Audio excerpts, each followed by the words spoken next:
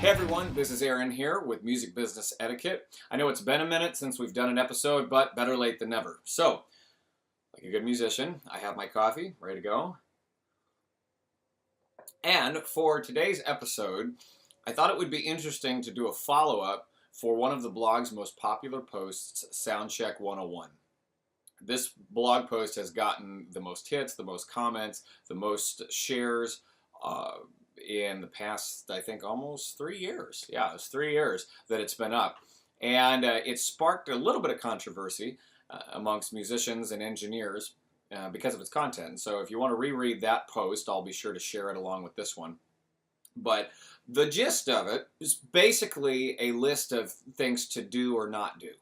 And it stemmed from some things that I had witnessed in a band that I was working in at the time, and just some bad behaviors that ended up hindering the whole sound check process or the show process, and it was just stuff that could easily be avoided if people just checked themselves. So, I'd like to clarify my stance on this, level things out a little bit, and explain maybe where I'm coming from, and how things probably should work, at least from my point of view. So, without further ado, let's get started. Overall, the response to the original Soundcheck post was excellent. Many folks got on there and they commented and added to the list with their own thoughts on what you should or shouldn't do during Soundcheck or during a show.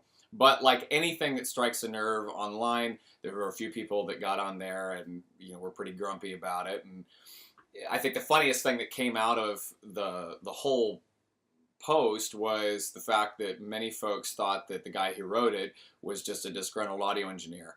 And most of you that know me know that my primary thing is I'm a guitarist. That's what I do. I do some audio engineering work, both here in the studio and then also live, but I think that that's absolutely hilarious that they that they just thought that, well, it's just disgruntled audio engineer. And I think one person actually commented and said, well, he must hate musicians. That's amusing to me. But whatever, if people are going to say what they're going to say, and that's all good. So what I would like to focus on for this episode is the relationship aspect and how some of the best shows in the world come off as the best shows in the world, and why that is. And here's what I think it boils down to. It boils down to two things that exist between all facets of a crew, and a crew being everyone, not just the musicians on stage, not just the audio engineers, but it's everyone. Lighting, whatever, techs are behind the scenes, the whole operation, all of that stuff comes off the way it comes off in a good environment. Especially some of the big productions that are just amazing. It comes off because of respect and communication, good communication.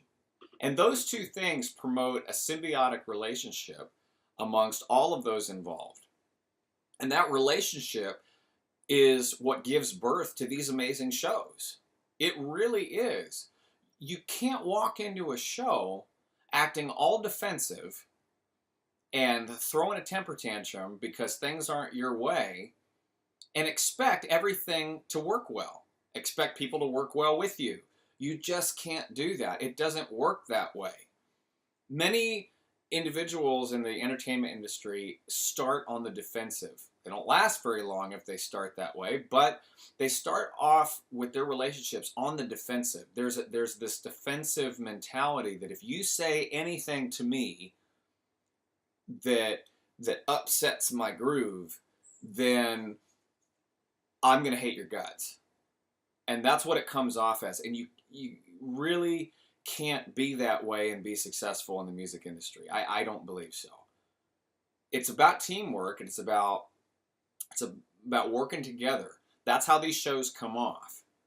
And yes, the original post was targeted at musicians on stage. As I said at the beginning of the video, I had witnessed some bad behaviors, and it really kind of torqued me off, to be completely honest, because it was subtracting from the overall product. The overall product suffers when people don't work as a team. It does. It does suffer. And so whether you're an engineer, whether you're a lighting tech, whether you're a musician on stage, whether you're a guitar tech or a drum tech, a front of house monitor engineer, whatever you're doing, It's all part of the team. And it takes everyone working together to make these shows come off well. At this point, I'd like to take a quick pause and do a shout out to Christo and Will at the Whiskey in Hollywood. I played a show there with Twisted Gypsy last Friday night. That's a group I work with. And these guys were awesome. They completely embodied respect, fostered good communication, and just illustrated this awesome nose to the grindstone work ethic. And were completely respectful and pleasant while doing it. It was awesome to see, to be a part of their team, to work with them, to be able to do the show that night. It was so cool. And I couldn't be more happy to say that I can't wait to play the Whiskey again. But not because it's the Whiskey. Don't get me wrong, it's a cool venue, but I want to work with Christo and Will again. Those guys are great.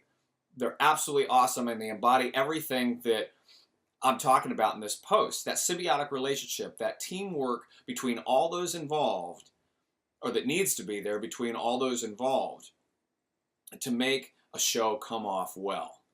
So guys, thank you so much. If you happen to see this post, know that your efforts are very much appreciated. I can't wait to work with you guys again. I hope we get the chance to. And so, to bring it all back to the point, respect and good communication, not every situation is perfect. I have to let you know that. There's times that are going to be difficult. There's times where people are not going to want to be respectful no matter how respectful you are. They're not going to want to communicate no matter how good you communicate. Sometimes it just doesn't work, but that doesn't mean that you let what you do fall to the wayside. You set your standard and you operate that way. Foster good communication. Be respectful to people. Emit those things. And it will help everyone work together as a team. And it will encourage those symbiotic relationships. And your shows, your efforts, your artistic efforts will get better.